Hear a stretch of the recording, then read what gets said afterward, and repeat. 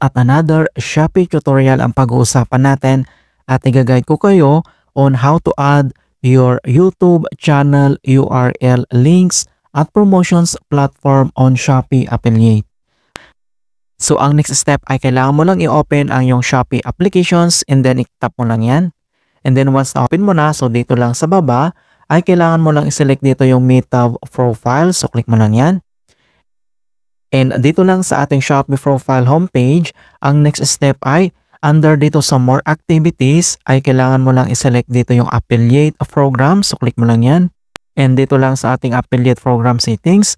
So dito lang ulit sa baba ay kailangan mo lang i-select dito yung accounts. So click mo lang yan. So dito sa ating account, so dito lang sa top right corner, so makikita mo dito yung icon settings na yan. So i-click mo lang yan. And dito sa settings and then my account, and makikita mo kaagad dito yung promotions platform. So kung paano ba natin i-add yung ating YouTube channel URL, so i-click mo lang dito yung promotions platform. And then makikita mo kaagad dito yung plus signs, add promotions platform. So i-click mo lang yan.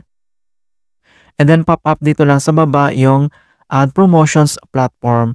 And then next step, so i-select mo lang dito yung YouTube. And dito lang sa baba ay makikita mo dito yung confirm to link. So click mo lang yan. And then pop up itong add YouTube. So please input the YouTube URL that will be used for promotions. So ang next step, so click mo lang dito yung box.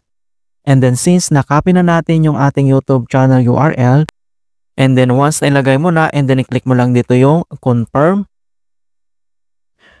Ayan, so makikita mo na nandito na yung ating YouTube channel URL links. Ayan, so very simple lang naman kung paano tayo mag-add dito na ating social media links dito sa ad promotions platform dito sa Shopee.